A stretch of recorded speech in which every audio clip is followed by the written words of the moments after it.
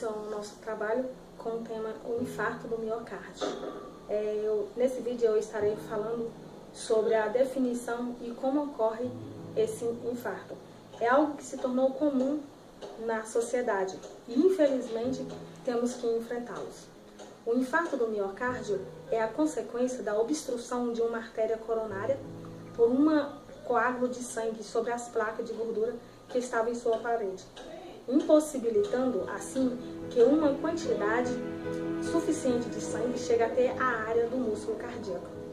Essa porção do músculo sofre um processo de morte celular e necrose, podendo levar à morte súbita ou à insuficiência cardíaca que acarreta limitações físicas até a recuperação do quadro clínico. Como ocorre o infarto agudo do miocárdio? As artérias coronárias, elas são responsáveis pela nutrição do coração e transporte sangue rico em oxigênio para nutrir o miocárdio, que é o músculo cardíaco. Como acontece esse infarto? Nós já ouvimos falar sobre o colesterol alto, ou seja, é um fator de risco para o infarto do miocárdio. Sabemos também que o colesterol é um tipo de gordura essencial para o nosso organismo, ou seja, para ter um bom funcionamento. Sabemos também que existem dois tipos de colesterol, o bom e o ruim. O bom ele consiste no HDL, ou seja, um colesterol, que tem a função de retirar o colesterol mau do coração e levá-lo para o fígado, sendo ali metabolizado e eliminado pelo nosso organismo. O LDL é perigoso, pois ele leva ao cúmulo de placas de gordura para as paredes internas das artérias, diminuindo assim o fluxo de sangue para os órgãos importantes como o coração, podendo levar ao aparecimento de doenças cardiovasculares como o infarto. É isso aí, pessoal. Meus colegas estarão dando continuidade a esse trabalho. Veremos mais na frente. Bom, o sintoma mais comum é a dor no peito ou desconforto, que se pode espalhar para o ombro, costas, pescoço ou maxilar. Uma pessoa que sobrevive ao infarto terá de tomar certos cuidados para o resto da vida, para diminuir o risco de nova ocorrência e ter uma vida saudável. As sequelas de uma pessoa infartada, pessoas que sobrevivem ao infarto e adotam hábitos saudáveis, conseguem retornar suas rotinas com bastante disposição. Tudo volta à normalidade, só depende do cuidado que o próprio paciente terá consigo mesmo.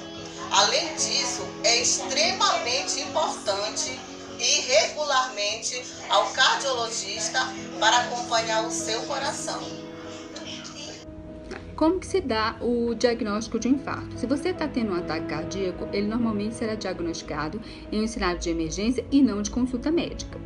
Caso você esteja acordado, será solicitado a descrever sintomas e vai ter a sua pressão arterial e pulso e temperatura marcada. Você vai ser ligado a um monitor cardíaco e vai começar quase que imediatamente fazer os testes para confirmar o infarto. A equipe médica vai ouvir o seu coração e pulmão usando o estetoscópio. Você será questionado sobre seu histórico de saúde e histórico familiar de doença cardíaca. Os testes vão ajudar a verificar os seus sinais e sintomas, como dor no peito, que são sinais de um ataque cardíaco ou outra condição.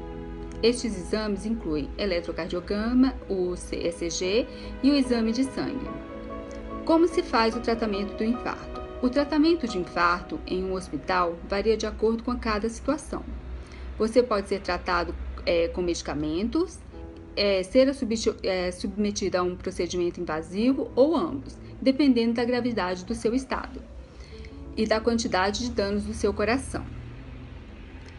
Quais os medicamentos utilizados? Os medicamentos indicados para tratar um ataque cardíaco incluem o ácido acetil salicílico, os trombolíticos, medicamentos semelhantes ao ácido acetil salicílico para ajudar a prevenir a formação de novos coágulos. Inclui clopidogrel e outros chamados inibidores da agregação plaquetária. Olá pessoal, eu sou Cristiano Rodrigues. Vou falar sobre os fatores de risco que levam a pessoa a ter um infarto agudo do miocárdio. Existe um grupo de pessoas que estão com a predisposição a ter um infarto agudo do miocárdio. São elas os homens acima de 45 anos e as mulheres com mais de 55 anos, né? Além do fator idade, tem outros fatores que ainda faz com que a pessoa ainda tenha mais propensão a ter o infarto agudo no miocárdio, que são as pessoas que são fumantes, né, tabagista, que tem hipertensão, colesterol alto, diabetes, histórico familiar de infarto, né, de outras pessoas que tiveram infarto na família, o sedentarismo, a obesidade, estresse, o alcoolismo e o uso de drogas ilícitas, né, como cocaína, estimulantes e outras drogas que a gente vê que são utilizadas no dia a dia, né? Outro tópico é a questão da prevenção, né? Nunca é tarde para a gente poder prevenir. A melhor prevenção, a maior de todas, é a questão da mudança do hábito de vida, né? Da gente sair da rotina de sedentarismo, de onde nós estamos, e começar a ter uma vida mais saudável, né? Para fugir do risco da gente ter um infarto. Além disso também, se caso a pessoa se enquadre em alguns dos tópicos citados acima, alguns dos fatores que levam a pessoa, algumas das patologias, melhor dizendo, que levam a pessoa a ter um infarto, como a diabetes, o colesterol alto e outras patologias, ela pode ser resolvida e diminuir o risco da pessoa ter o infarto com o uso de medicamentos. A outra coisa depende da boa vontade da pessoa, poder de decisão, ela falar que não quer correr o risco de ter um infarto, parar de fumar, controlar a pressão arterial, evitar o fumo excessivo, fazer check-up regularmente com um especialista, né, que é capaz de diagnosticar qualquer alteração que tenha, fazer exercício físico, manter o peso ideal para a nossa altura, né, ter uma dieta saudável, controlar a diabetes, controlar o nível de estresse e não ingerir álcool em excesso, como eu já tinha falado anteriormente. Beleza, pessoal? Então é isso.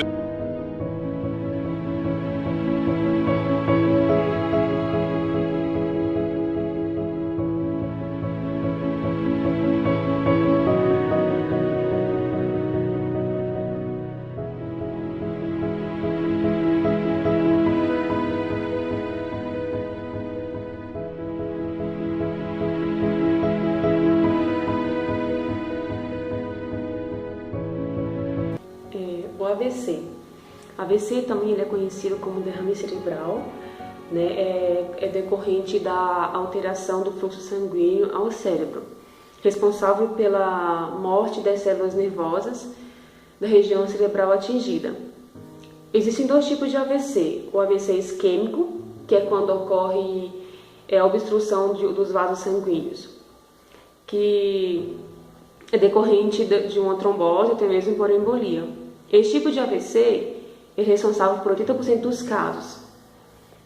Também tem o AVC hemorrágico, que é quando ocorre o entupimento dos vasos sanguíneos no interior do cérebro, também denominado como hemorragia intracerebral. Uma vez que o sangue ele contém nutrientes e oxigênio, e esse sangue não consegue chegar a uma determinada área do cérebro, os neurônios eles começam a perder suas funções, né? O AVC ele atinge todas as idades, mas é bem raro na infância. Sintomas do AVC: fraqueza nos membros. Geralmente, a falta de força acomete um braço, uma perna ou um braço e uma perna em apenas um lado do corpo. Assimetria facial. A paralisia costuma preservar a metade superior da face, sendo o paciente capaz de franzir a testa e levantar a sobrancelha. Em alguns casos, a paralisia facial é mais discreta e pode passar despercebida pelos familiares. Uma dica para ver se a boca está desviada é pedir para o paciente sorrir ou assobiar. Se houver paralisia, esta será facilmente notada com essas manobras. Alterações da fala. Outro sinal típico do AVC é a alteração da fala e do discurso. O paciente com AVC pode apresentar uma gama de distúrbios que no final se caracterizam por uma dificuldade em falar. As duas alterações mais comuns são a afasia e a disartria. Confusão mental. Uma alteração do discurso também pode ocorrer por desorientação e confusão mental. O paciente pode perder a noção do tempo, não sabendo dizer o ano nem o mês que estamos. Pode também ficar desorientado espacialmente, não reconhecendo o lugar e o local onde está. Alterações na marcha. O paciente com AVC pode ter dificuldades em andar. Essa alteração da marcha pode ser causada por desequilíbrios, por diminuição da força em uma das pernas ou mesmo por alterações na coordenação motora responsáveis pelo ato de andar. Crise convulsiva. Alguns casos de AVC se manifestam com crise convulsiva, que são abalos motores generalizados associados à perda da consciência. A crise convulsiva pode ser um dos sintomas do AVC, mas também pode ser uma sequela. Sequelas do AVC. Após um AVC, o indivíduo pode ficar com sequelas, que podem ser ligeiras ou muito graves, e que devido à falta de força, os pode impedir de andar, vestir ou comer sozinho, por exemplo. Além disso, outras consequências do AVC incluem dificuldades em comunicar ou em compreender ordens, engasgamentos frequentes, incontinência, perda da visão ou mesmo comportamentos confusos e agressividade, o que dificulta a relação com a família e amigos. Desta forma, é muito importante fazer o tratamento das sequelas do AVC, que é feito com sessões de fisioterapia que ajudam a recuperar os movimentos, sessões de terapia da fala para estimular a comunicação e sessões de estimulação cognitiva para melhorar a qualidade de vida e o bem-estar do indivíduo. Como o médico faz o diagnóstico do AVC? A história e o exame físico dão subsídio para uma possibilidade de doença vascular cerebral como causas da sintomatologia do paciente. Entretanto, o início agudo de sintomas neurológicos focais deve sugerir uma doença vascular em qualquer idade, mesmo sem fatores de risco associados, e medicação para o tratamento do AVC. A terapia, como medicação, é o tratamento mais comum para AVC. Os tipos de medicamento mais comum para prevenir ou tratar o AVC são os antitrombóticos e os trombolíticos, Esses medicamentos, eles interrompem o AVC ao dissolverem os coágulos sanguíneos que está bloqueando o fluxo de sangue ao cérebro. Porém, a pessoa precisa estar no hospital o mais rápido possível, tendo do começo dos sintomas do AVC para avaliação do tratamento. Os antitrombolíticos geralmente são prescrevidos para prevenção de AVC. Desse tipo de medicamento, mais conhecido é a aspirina. Anticoagulante reduzem o risco de AVC ao diminuir a capacidade de coagulação do sangue. O tratamento imediato é importante. Um avanço do tratamento do acidente vascular cerebral isquêmico foi o desenvolvimento de novas terapias capazes de dissolver o coágulo, como os trombolíticos, e restaurar o fluxo sanguíneo para o cérebro. Alguns tratamentos funcionaram melhor se administrado até 3 horas após o início dos sintomas. Infelizmente, a maioria dos pacientes não chega ao hospital a tempo de receber essas formas de terapia. De qualquer modo, todo paciente deve ser encaminhado ao hospital o mais rápido possível para um tratamento apropriado. Olá! Existem 2 tipos de fatores de risco para o AVC. O fator evitável e o fator não evitável. Os fatores não evitáveis têm a ver com idade, sexo, raça, histórico familiar, doenças cardiovasculares e predisposição genética. Quanto à idade, quanto mais idoso for o paciente, mais risco ele tem de acontecer um AVC. Quanto ao sexo, é mais predominante no sexo masculino E quanto à raça, é mais propenso negros a ter AVC do que brancos. E quanto ao histórico familiar também é muito perigoso, porque se a pessoa já tem uma história pregressa de derrame na família, é provável que ele também tenha essa disposição genética a ter esse problema. Já os problemas evitáveis estão entre o sedentarismo, consumo exagerado de gordura, fast food, comida industrializada, álcool, o cigarro, tem a hipertensão também. A hipertensão também é um problema que dá para evitar, é só controlar direitinho tomando remédio. O diabetes também é só controlar que vai dar certo. E o sobrepeso. A pessoa que tem sobrepeso, ela corre vários riscos, e um deles é o do AVC. Então, cuidar, fazer exercício físico, ter uma alimentação ter uma melhor alimentação. E o outro risco é relacionado ao anticoncepcional, que ele também é um fator de risco para o AVC, porque ele fica mais predisposto a ter uma embolia, formar um trombo. E se esse trombo formar no cérebro e ele acabar se rompendo, é o que nós chamamos de AVC. Para a prevenção do AVC, o principal é você cuidar desses fatores evitáveis, como eu falei.